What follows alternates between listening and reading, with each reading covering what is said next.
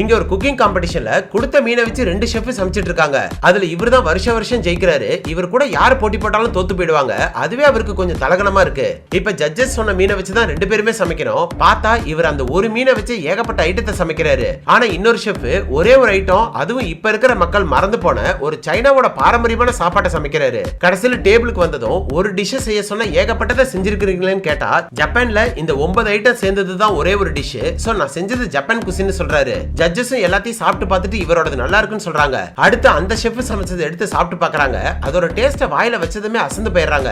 அதுக்கப்புறம் மார்க் கொடுக்கறாங்க. பார்த்தா இந்த டைம் இவர் தான் டாப்ல இருக்காரு. அப்ப திடீர்னு ஹீரோ உள்ள வரான். வந்தது எங்க கிட்ட இன்னும் ஒரு டிஷ் பாக்கி இருக்குன்னு சொல்றான். ஜட்ஜஸும் இன்னும் கொடுத்த டைம் முடியல, அதுக்குள்ள என்ன செய்ய முடியுமோ செஞ்சு எடுத்துட்டு வாங்கன்னு சொல்றாங்க. உடனே இவன் போய் அந்த மீனை ரொம்ப தின்னா கட் பண்ணி ஒரு பிளேட்ல அழகா அடுக்கி வச்சு அதுக்கு மேல லிக்கரை ஊத்தி பத்த வச்சிடறான். அது பத்திட்டு எரியுது. பார்த்தா உள்ள இருக்கிற மீன் வேக வேக ஒரு தாமரப்பூ மாதிரி அழகா மலருது. வாசனை வேற மூக்க தொலைக்குது. கரெக்டா இவன் செஞ்சு முடிச்சதும் அந்த வாசனை ஒரு மகரந்த பூவோட வாசனை மாதிரி இருக்கவும் அதுக்கு மேல நிறைய பட்டாம்பூச்சி வந்து உட்காருது. அப்பதான் நம்ம ஹீரோ சொல்றான், இவங்க கொடுத்த அந்த மீன் தான் சைனாவோட பாரம்பரியமான ஒரு மீன். ஆனா ஜப்பான்ல இந்த மீனை அதிகமா யூஸ் பண்ண மாட்டாங்க. அப்படி பார்த்தா இவர் தான் தப்பான டிஷ் செஞ்சு ஜட்ஜஸ் ஏமாத்திருக்காங்கன்னு சொல்றான். அதை கேட்டதும் ஜட்ஜஸுமே ஏத்துக்கிறாங்க. சோ இந்த காம்படிஷன்ல கொடுத்த மார்க்க மறுபடியும் மாத்துறாங்க. பார்த்தா இந்த டைம் 2 பேருமே ஈக்குவலா மார்க் எடுத்து அந்த காம்படிஷன்ல 2 பேருமே வின்னர் ஆகல. சோ ஃபர்ஸ்ட் டைமா ஒரு காம்படிஷன்ல இவரை ஹீரோ தோக்கடிச்சிட்டாருன்னு கோவத்துல வெளியில போயிடுறாரு.